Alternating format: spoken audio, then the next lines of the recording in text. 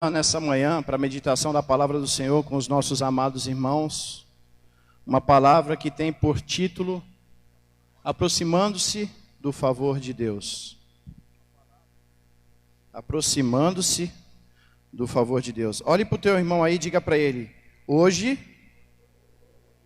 nós vamos entender um pouco mais de como é se aproximar do favor do Senhor. Amém, meus irmãos? Tomou posse aí?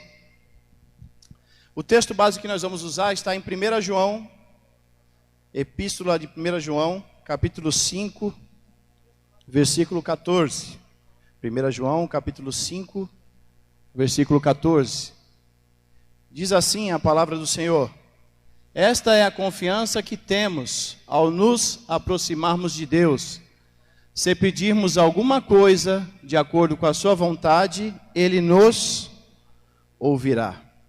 Eu queria começar a meditação da palavra nesta manhã, fazendo uma pergunta para você que nos assiste aqui na live, para você que está aqui na amada igreja e nos ouve. Porque muitas vezes não recebemos aquilo que pedimos. Vou repetir a pergunta. Porque muitas vezes não recebemos aquilo que pedimos. Eu queria trazer aqui também, diante dessa pergunta, já 5 respostas. E depois a gente vai entrar em textos e nos tópicos que a gente quer deixar o seu coração nesta manhã, para que Deus possa estar edificando a sua vida por intermédio da sua palavra. A primeira resposta que eu tenho para essa pergunta é porque nem sempre estamos fazendo a vontade de Deus. Então, muitas vezes a gente não recebe aquilo que pede, porque nem sempre a gente está fazendo a vontade de Deus. E o texto diz aqui que se a gente procurar se aproximar da presença de Deus, né, Ele vai, conforme a sua vontade, nos atender. Então, a primeira resposta que eu encontro é que nem sempre fazemos a vontade de Deus. A outra resposta que eu encontro para isso é que outras vezes não fazemos o menor esforço para se aproximar dEle. O texto que eu acabei de ler aqui, ele diz assim, que a gente deve buscar com confiança, fazer o quê? Se aproximar. E muitas vezes, diante das circunstâncias em que vivemos, nós não estamos nem aí preocupados em se aproximar do Senhor. O que nós estamos preocupados muitas vezes, e nós lembramos muito facilmente, porque na nossa natureza pecaminosa, isso flui muito fácil, é reclamar porque não recebemos. É murmurar porque não alcançamos os nossos objetivos e os nossos desejos. Mas é interessante pensar que muitas vezes a gente não faz o menor esforço para se aproximar de Deus. Como é que podemos então depois reclamar ou cobrar que não estamos recebendo aquilo que pedimos? A terceira resposta é: muitas vezes a gente não sabe como se aproximar dEle. Você já parou para pensar? Naquele tempo em que a gente está precisando tanto de buscar o favor de Deus, de buscar as coisas de Deus, mas a gente não acaba encontrando uma direção de como tomar os passos mais corretos. O Evangelho tem sido pregado, a palavra de Deus tem sido ministrada. As igrejas no domingo, hoje no Brasil, pela manhã já estão abertas, louvando e agradecendo o nome do Senhor. Mas tem muitas vezes cristão que só busca a Deus, pastores, irmãos, no domingo. Sabe qual foi teu culto nessa semana? Domingo, nesse momento, quando chegou na casa do Senhor. Passou uma semana todinha sem contato com Ele. Sem uma oração, sem uma meditação na palavra. Então, muitas vezes, a gente não consegue perceber o que a gente precisa fazer, quais os passos que a gente precisa dar para se aproximar de Deus. Quarta resposta para a nossa pergunta: porque não sabemos confiar e esperar a manifestação da sua vontade. Então, muitas vezes a gente não consegue receber e entender a vontade de Deus para as nossas vidas, nem alcançar aquilo que pedimos, porque não sabemos esperar e confiar no Senhor. Muitas vezes a gente lança diante de Deus, e antes de Deus dar a resposta, você está lá tomando as tuas próprias atitudes, movido pelas tuas próprias intenções em busca da tua resposta, e Deus não disse que é o tempo oportuno para isso. Então, muitas vezes, a gente não recebe o favor de Deus porque a gente não sabe esperar a manifestação da vontade dEle. E quinta e última resposta para esta pergunta: porque não obedecemos a sua vontade. Porque não obedecemos a sua vontade. Sabe, estar na casa do Senhor e ser movido por buscar a sua palavra, deve ser um estímulo na nossa vida, deve estar no nosso sangue, mediante ao sacrifício de Jesus, por amor a nós. Mas nós precisamos saber, entender como cristão, aquilo que devemos fazer para estarmos diante da vontade do Senhor em obediência a Ele. Sabe, por mais que sendo crentes, firmados no Senhor, não é a nossa vontade que tem que prevalecer, mas é o discernimento para entendermos qual é a vontade do Senhor para as nossas vidas. E mediante essas respostas, eu chego à conclusão de que, por isso, que muitas vezes o processo que passamos demora, dura. Sabe, a gente tem visto muito falar, né, que se não chegou a vitória ainda, é porque o processo ainda não acabou. Mas a pergunta que eu estava me fazendo hoje pela manhã antes de vir para a casa do Senhor, será que o processo ainda não acabou, não é por causa de que você não conseguiu mudar o posicionamento que você tem em busca das respostas que o Senhor tem para a sua vida? Será que você consegue parar para imaginar que muitas vezes você está num processo doído, e Deus está te permitindo passar aquilo sim, porque Ele tem uma vontade permissiva, mas você ainda não venceu esse processo, porque muitas vezes o teu posicionamento diante da presença de Deus não te fez alcançar esse resultado ainda? Ai, como somos homens falhos e pecadores. Às vezes a gente acha que movidos por um ativismo religioso, nós estamos em caráter de santificação plena diante de Deus. Às vezes a gente acha que porque está na casa de Deus todos os dias da semana, isso é suficiente para entender e dizer que estamos sabendo como dar os nossos passos no dia a dia e reconhecer o favor de Deus, mas estamos lá sofrendo. Porque nós estamos em paz na casa do Senhor, mas em casa nós estamos num transtorno terrível. Não se entendemos marido e mulher, não se entendemos com os nossos filhos. E a bagunça está feita. No trabalho não tem o menor testemunho de fé em Cristo Jesus. E Deus está aí, pela sua bondade e misericórdia, manifestando o seu cuidado e o seu amor a favor de mim e a favor da tua vida, diariamente. Através da ministração da palavra, através dos ensinamentos que Ele tem para nós, a mensagem de alerta, mediante a sua palavra, é manifesta todos os dias em nossas vidas.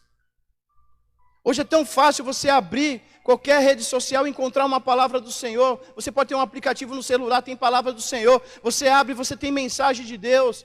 E onde você quiser procurar, você tem algo que Deus possa estar te trazendo como resposta. Mas é que muitas vezes o grande problema é que nós não se preocupamos com isso como prioridade. E a palavra de Deus me diz que eu devo primeiramente buscar o quê? O reino de Deus e a sua justiça. E as demais coisas me serão acrescentadas. Então, baseado nessa temática de hoje, dessa pergunta que eu fiz, o porquê você ainda não recebeu, não viu a vontade de Deus se cumprir sobre a sua vida, porque Ele ainda não lhe respondeu, eu quero trazer aqui 4 implicações, para que Deus verdadeiramente, nessa manhã, possa ministrar na tua vida um posicionamento de mudança, um posicionamento de mudança de rota, um posicionamento de mudança de posição, um posicionamento diferente, um algo novo. Chega de viver nas mesmices da sua vida. Irmão, presta atenção no que eu vou falar. Deus ministrou no meu coração muito forte isso. Tem gente dentro da casa do Senhor se achando feliz, mas está destruído por dentro. Sabe por quê? Porque não tem observado os princípios que Deus tem te dado para encontrar a verdadeira e real felicidade.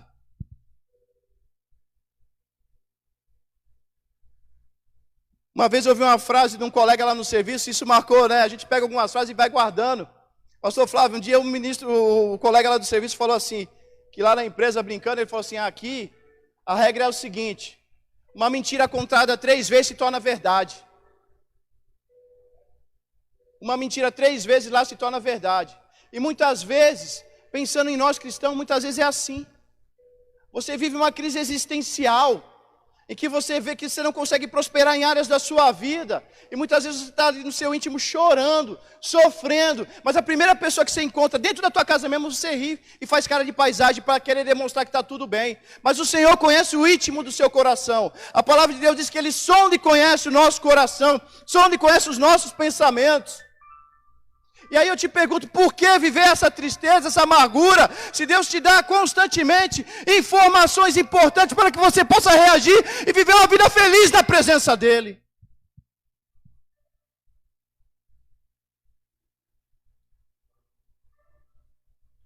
Eu queria dar aqui no primeiro ponto para você, a primeira lição que Deus falou comigo no meu coração a respeito do que você pode fazer para verdadeiramente ver manifesta a vontade de Deus se cumprir na tua vida. E o primeiro ponto eu queria que vocês colocassem aqui, por favor. Confiar com intimidade. O que é confiar com intimidade? Confiar é uma relação próxima de total confiança, uma amizade íntima, familiaridade. Quer ter uma relação mais próxima com o Senhor? Confia nele com todas as suas forças. Sabe, mas não é aquele confiar, desconfiando não. Entrega lá na mão dele, coloca na mão dele. Tenha a ousadia, busque a intimidade com o Senhor de abrir o seu coração e rasgar para Ele tudo aquilo que você está sentindo, aquilo que você sofre, aquilo que te faz trazer a amargura, sabe? O significado da palavra intimidade nessa questão aqui, ele traz a ideia de uma afirmação, de uma relação muito próxima. Então quem confia em Deus precisa buscar uma vida de intimidade com Ele, precisa buscar uma vida de relação próxima. Sabe como é que a gente vai buscar uma vida de relação próxima com Deus? É orando e dizendo a Ele que a gente precisa, mas é abrindo a sua palavra e vindo aquilo que Ele nos responde.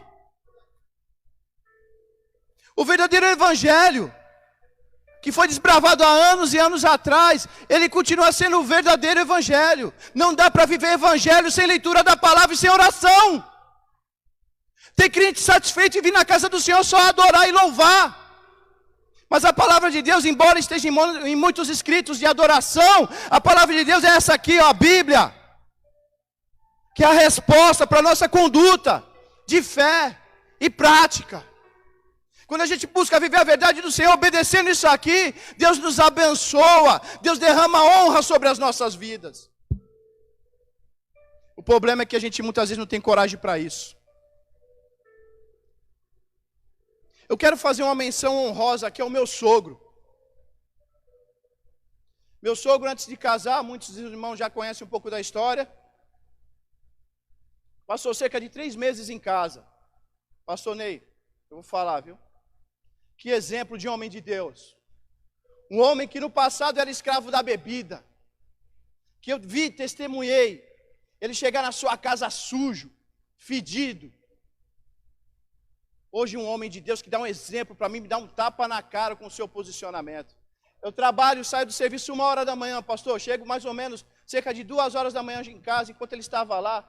Mas todos os dias, quando eu chegava nesse horário, que eu ia me direcionar para o banheiro para tomar banho, passava pelo quarto, meu sogro, que tem dificuldade de alfabetização, não estudou, não completou nem o primeiro grau, né? Estava lá, soletrando aquilo que está escrito aqui, ó. Lendo a palavra. E muitas vezes a gente que sabe ler faz o quê? Vai ficar lendo mensagem no Facebook. Vai ficar vendo qual que é o post atual do Instagram. Buscando frase de efeito. Eu falei, meu Deus. Eu achei engraçado, Edson, que quando eu cheguei lá no primeiro dia, no segundo dia eu dava boa noite, ele nem me respondia.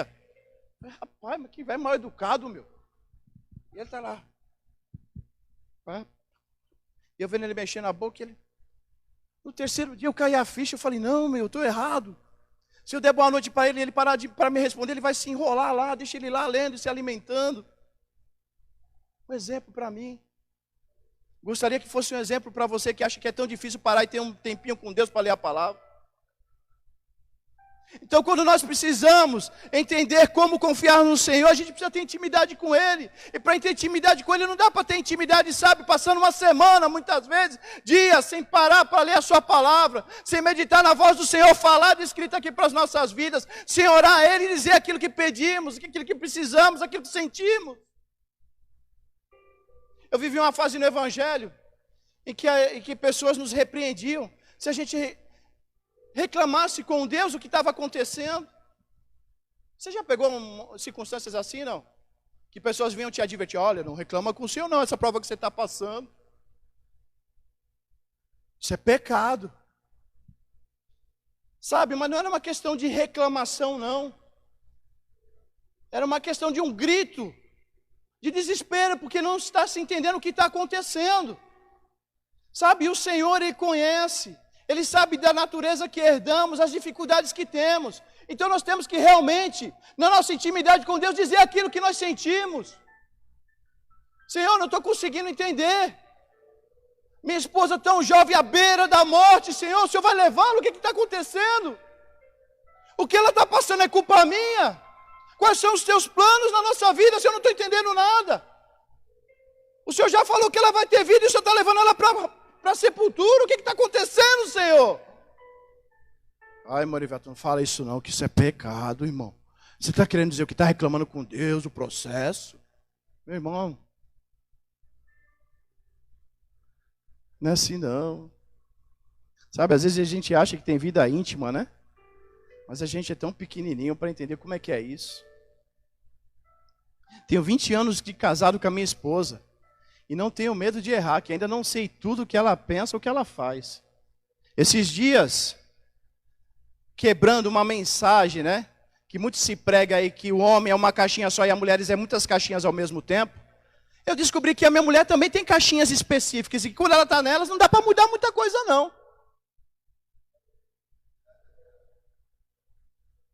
Foi esses dias, depois de 20 anos de casado, esses dias eu descobri. Estava na organização do retiro, eu fui trazer outro assunto para ela. Ela falou, não, Erivelto, para. Espera aí que eu estou focado aqui em outro negócio. Eu baixei minha cabeça, falei, rapaz, dizem que mulher tem muitas caixinhas e que pode falar muitas coisas ao mesmo tempo. Não é bem assim não, viu? Para toda regra tem sua exceção. Então, o primeiro ponto que eu queria deixar para você nesta manhã, meu irmão. Confie no Senhor, busque uma vida de intimidade com Ele, entrega o teu caminho, confia. Entrega o teu caminho e confia. Ah, Erivelto, confiança eu vejo falar sempre na igreja. Mas se Deus mandou falar de novo aqui sobre confiança, talvez você não esteja confiando e entregando como deveria entregar na presença dEle. Segundo ponto, ousar com sinceridade. Olha aí para o teu irmão aí nessa manhã e diga para ele assim, ouse. Olha aí para ele, pode falar. Fala aí na cara dele, ouse, meu irmão, com sinceridade.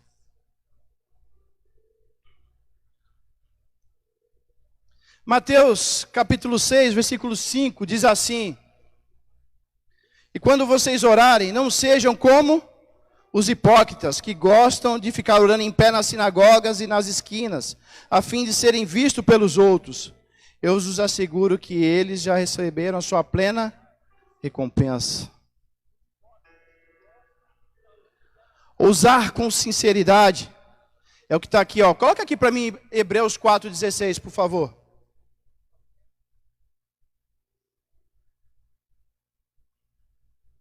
Hebreus 4,16. Cheguemo-nos, pois, confiadamente ao trono da graça, para que recebemos misericórdia e achemos graça, a fim de sermos socorridos no momento oportuno. Em outras traduções diz assim, cheguemo-nos, pois, ousadamente ao trono da graça. Sabe, muitas vezes a gente fica naquele debate, né, de tradicional, de pentecostal. Eu não gosto muito de entrar nesse mérito de se é pentecostal, de se é tradicional. Sabe o que nós somos? Somos servos de Deus. E Deus nos ensina que para buscar a presença dEle a gente tem que ter ousadia. Falar com Ele aquilo que a gente precisa, aquilo que a gente necessita. Confessar diante dEle as nossas fraquezas, reconhecer as nossas fragilidades. Tudo isso nós temos que fazer com ousadia para alcançar o favor do Senhor sobre as nossas vidas. Aquilo que Deus te deu aquilo que Deus te deu como ministério, aquilo que Deus te deu como posição, se você tem certeza que está na direção dEle, ouse buscar fazer na presença dEle. Tenha ousadia de viver com sinceridade na presença do Senhor. Não como lá os escribas e fariseus que agiam como quê? Hipócritas, viviam de aparência. Vida de aparência não leva a lugar nenhum. Em algum momento a gente quer mostrar uma capa que a gente por dentro tá uma bagunça. E aí eu te pergunto, sabe o que você está ganhando com isso? Nada. Você está perdendo é tempo. Você está perdendo é tempo. Porque enquanto você não se posicionar para viver realmente, com ousadia, buscando entender o melhor de Deus para a tua vida, você está perdendo tempo. Está perdendo tempo do processo. Está perdendo tempo de sentir a presença de Deus, de ver Deus agir, de Deus mudar a tua situação. É perca de tempo, aparência. Perca de tempo. E a gente precisa verdadeiramente, com o espírito quebrantado, se colocar diante do Senhor para viver um novo de Deus nas nossas vidas. Então procure viver uma vida de ousadia e com sinceridade. Viver com ousadia é ter um tratamento ousado. É falar o que você sente ou precisa. Lance sobre a sua vida, sobre aqueles que estão ao seu redor e também sobre o Senhor, palavras de confiança, palavras de fé que Deus vai operar, palavras de fé que Deus vai agir. Sabe, não critique, evite críticas. Um dia, o primeiro retiro de casais que a gente foi do Ministério da Projeto de Deus, o pastor ministrava, e a gente tem muita convicção de dizer assim que existe crítica construtiva. E aquele pastor dizia assim que não existe crítica construtiva, porque toda crítica vai fazer o quê? Vai fazer mal. Ainda que a pessoa esteja errada, vai fazer mal. Vai gerar conflito, vai gerar desacordo, vai gerar problemas. Então tome muito cuidado para usar essa palavra, sabe? Olha, irmão, eu tenho uma crítica construtiva para fazer para você. Crítica, segundo ele dizia lá para nós, é crítica. Crítica é crítica. Ah, a parede, a igreja, que estranho, a parede da igreja está preta. É elogio isso? É crítica. Agora, que princípios você usa para se defender de críticas? O princípio que a gente pode usar para defender-se de crítica é procurar olhar as coisas com otimismo, com confiança que Deus vai estar sempre na direção. Em cada mover, em cada passo, em cada fragmento que se move nessa terra, Deus está na direção. Que nós tenhamos esse entendimento. Que nós tenhamos esse tratamento ousado na presença de Deus. O terceiro e penúltimo ponto.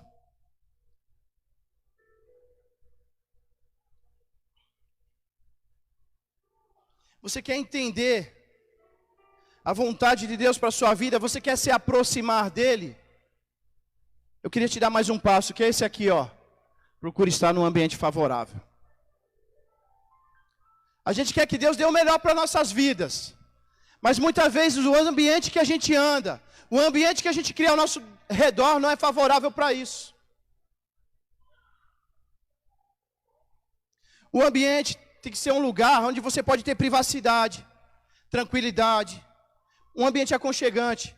Em outras palavras, procure estar no local que você tenha a liberdade de falar com o Pai, como o seu quarto. A palavra de Deus em Mateus 6 diz o quê? Mas quando você orar, vá para o seu quarto, feche a porta e ore ao seu Pai que está em secreto. E então o Pai que está em secreto o recompensará. Olha só, o fruto de um ambiente favorável para você na presença de Deus. Deus te dá recompensa. Deus vai trazer bênção sobre isso. Você já parou para pensar se você tem um ambiente assim na sua vida? Há algum tempo, eu adotei alguns para mim. E o meu tempo quando a casa está vazia é o meu tempo com Deus lá. Eu escolho um quarto, um cômodo da casa e vou lá me ajoelhar e orar. Mas eu não só tenho esse, eu criei outros. Porque eu acho que um é pouco, pastor. Um é pouco. A gente precisa criar aqui ambientes, né? E aí quando eu consigo chegar aqui segunda-feira, como muitos dos meus irmãos fazem, pego uma cadeira, vou para o meu cantinho ali. Ali eu tenho uma hora ininterrupta de falar com Deus aquilo que eu quero, aquilo que eu preciso. Lembrar dos meus irmãos em oração. Nossa, é meu ambiente de oração. O meu carrinho, quando eu vou para o trabalho. Nossa, virou um ambiente de oração. Eu vou falando com Deus de olhos abertos. Quem falou que para orar tem que estar só de olho fechado? Onde você viu isso na Bíblia? Alguém já encontrou ou não? A gente pode estar em constante atitude de oração. Mas no meu carro, quando eu estou sozinho, eu ainda fico mais à vontade, que eu vou falando mesmo. Às vezes eu vejo o cara passar de moto e está vendo eu falar sozinho ali. O cara, esse cara é meio chapado. Mas eu estou ali falando com Deus, não quero nem saber. Estou orando, sabe, Cissão? falando com Deus aquilo que eu penso, aquilo que eu sinto, aquilo que eu preciso, pedindo por irmãos. Um ambiente favorável. A gente precisa ter o discernimento disso. Todos nós precisamos ter um local de liberdade para uma vida íntima. Nesse local a gente precisa ter tranquilidade. Nesse local a gente precisa se sentir bem. Se a gente não tem ainda, a gente precisa criar. Você precisa criar, meu irmão, um tempo para isso. Um local, uma oportunidade para isso. E não é fácil, né? Porque o tempo vai te roubar muita oportunidade. Sabe, você vai trabalhar o dia todo. Ai, não estou tendo tempo de falar com Deus. Ai, não estou tendo tempo nem de orar, porque eu trabalho o dia todo, eu chego em casa cansado, o que eu vou fazer? Eu vou dormir. A gente precisa procurar estar num ambiente favorável. Eu me lembro, eu e a Ângela, a gente é muito louco, né? A gente às vezes sai com umas doideiras. Anteontem, cheguei de casa às 2 horas da manhã, Marcondes. E aí começo lá a folhear os filmes, né? E a Ângela sabe os filmes que eu sou apaixonado de ver. É aqueles filmes tipo Karate Kid, A Hora da Verdade. Rock 1, 2, 3 e 4. Titanic. Quando eu vejo essas relíquias no canal lá, eu coloco. E aí eles tiram sarro de mim, sabe? O Rafa tira um sarro de mim, sabe? Mas quem tira um sarro, senta do meu lado ali e fica ali, ó. Olhando também. E aí eu vendo o Karate Kid anteontem, pastor. Daniel San já tinha tomado umas pancadas e chega na academia com o Miyagi. Né? Dos bravão lá, dos Cobra Kai lá, né? E aí o professor chega lá para peitar o Daniel San lá e o Miyagi San. E faz a proposta para o Miyagi. Fala assim, quer lutar? Quer lutar? Agora. Aí chamou lá o menino lá, como é que é o nome dele? O alemão lá? Johnny. Tem mais gente que assistiu, tá vendo? Tá vendo que não é só eu? Aí, tem mais gente que assistiu. E aí então o professor fala, Johnny, quer lutar? Sim, sei. E aí o professor chama o Miyagi para luta, o Daniel San para luta. Só que aí o Miyagi, sabiamente, olha e fala assim, aqui, não, lá. Aí lá era o quê? O campeonato que ia ter de karatê daqui a 2 meses. Miyagi bobo nem nada, vai lutar no ambiente do inimigo. Território inimigo. Território inimigo, meu irmão, não serve para você ficar lutando, não. Você pode passar lá e derramar de Deus, mas derrama lá e sai. Consegue entender o que eu estou falando? Sabe, você está num ambiente aí que, sei lá, é muito punch. Aquelas músicas doidas inglesas, né? Aquela coisa toda. E barulhando no teu ouvido ali, você está lá. É ambiente cristão? É ambiente da presença de Deus? Você pode chegar lá como luz e derramar da luz. Mas será bom você ficar lá o tempo todo? Não. Então procura o teu ambiente, procura o teu território. É como um time de futebol. Quando tem um jogo na casa do time, o que se forma ao redor do time? Adversário. Um ambiente todo para pressionar o adversário a ter o quê? Ter medo, a se fragilizar. É isso que se faz no ambiente de futebol. É isso que faz em qualquer tipo de esporte coletivo. Você vai enfrentar o adversário na casa dele, ele vai preparar todo um cenário para querer te amedrontar, para que você se impacte com aquilo. Mas aqueles que são do time do Senhor, eles farão diferente. Eles chegarão ali, manifestarão a presença de Deus, mas trarão o inimigo para o território onde ele está. Porque aqui você sabe que você vai vencer. Aqui sabe que você vai ser usado para transformar. Aqui você vai ser transformado e vai transformar vidas pelo poder do Senhor.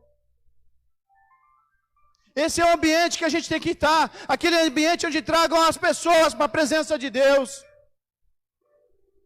Estou há 2 anos, quase 2 anos e meio, trabalhando no mesmo turno de trabalho. E lá, quando muitas vezes não tem um diálogo de segurança, tem uma palavra de Deus para a vida do coração daquela equipe de trabalho. E para a honra e glória do Senhor, 2 anos se passaram, e quantas mudanças a gente percebe no comportamento do ser humano, porque sempre que tem oportunidade, é palavra de Deus no coração dos homens. É palavra de fé.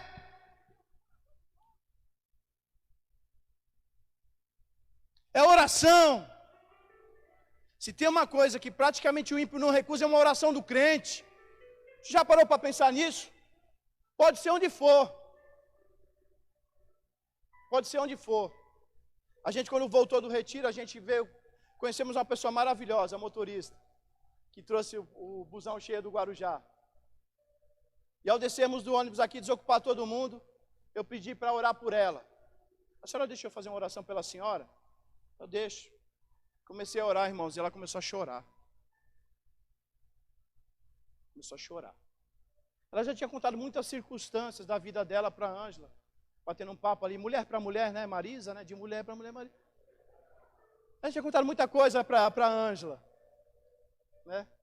E depois dessa oração em que ela chorou ali, ela agradeceu, foi para casa, e mais tarde ela pôde conversar um pouco mais com a Ângela e contar as suas lutas, as dificuldades que ela vinha passando. E aí, né, como crente, Jesus na vida dela, porque no tempo de Deus, Deus vai transformar. Então a gente precisa saber envolver e mover o ambiente em que a gente está. Então você procura estar sempre num ambiente que seja favorável ao crescimento e à vida com Deus, amém? Quarto e último ponto. Ter desenvoltura no Espírito. A palavra de Deus diz assim, Hebreus 12, versículo 1. Portanto, nós também, pois que estamos rodeados de tão grande nuvem de testemunhas, deixemos todo embaraço e o pecado que de perto nos rodeia e corramos com paciência a carreira que está proposta. Eu não sei você, mas uma coisa que tem sido difícil ouvir falar nos dias de hoje é de pecado. Não se fala mais do pecado. Sabe, quando eu era criança que comecei a ir para a casa do Senhor, eu entendia e aprendi que pecado era errar o alvo, era desobedecer a Deus, era desagradar ao Senhor. E parece que o tempo passou e o único evangelho que se sabe muitas vezes pregar nos dias de hoje é o evangelho motivacional, o evangelho de encorajamento. Sabe, isso não é errado não, tem que ser pregado sim, eu também falo sobre isso, porque a palavra de Deus me ensina a ser uma pessoa que precisa estar motivada. Mas também precisa se falar de pecado. E o pecado ele anda ao derredor em todo lugar por onde a gente está, existe a condição do pecado.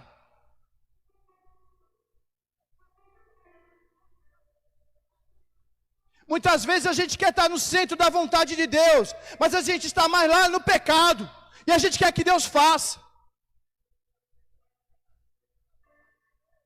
Você quer que o Senhor te abençoe, mas você está no pecado. Deus usa pessoas, a palavra para te confrontar e dizer, meu irmão, esse caminho não está legal. Minha irmã, esse caminho não está legal. Mas você quer continuar lá. Envolvido pelas situações do pecado. E reclamando que Deus não atende a tua oração. Que Deus não atende a tua súplica. O mundo tem lançado tanta coisa em cima da igreja do Senhor nos últimos tempos. E um dos planos do inimigo sobre a igreja do Senhor é a gente começar a achar que não existe mais pecado, que o que importa é ser feliz.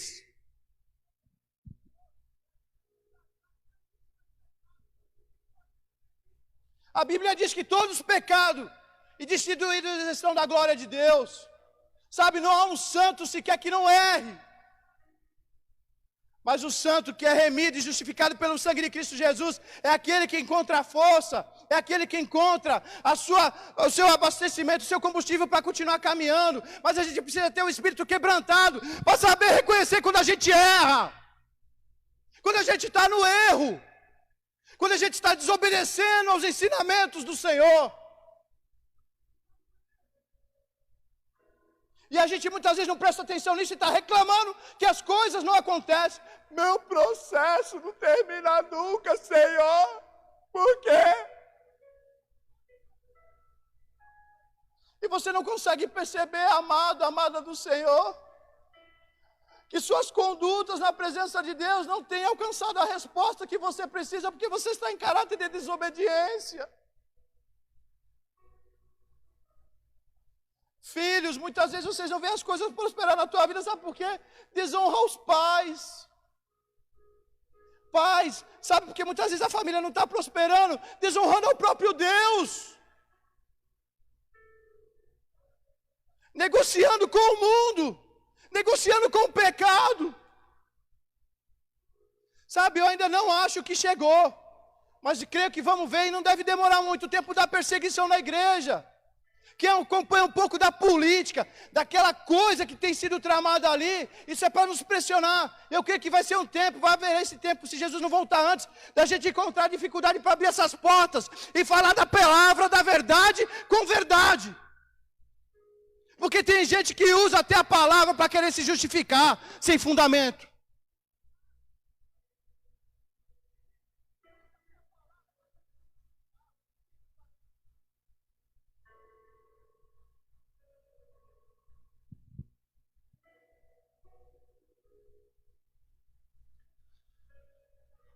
Estar na presença de Deus não é fácil.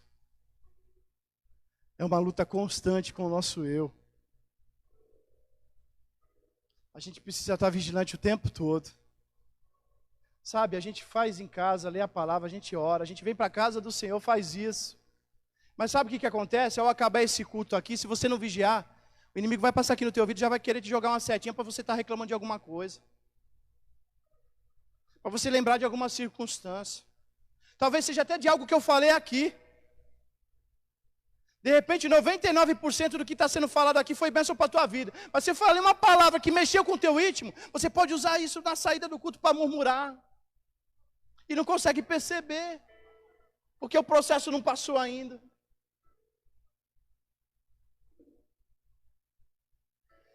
Olha só, quando eu fui procurar o significado de ter desenvoltura e fui no dicionário, achei interessantíssimo. Porque eu abri o dicionário, o primeiro significado que eu encontrei para desenvoltura foi isso, ó. Desenvoltura significa soltura de espírito. Já viu espírito preso? Já viu? Já percebeu o espírito preso? Consegue imaginar o que é soltura de espírito?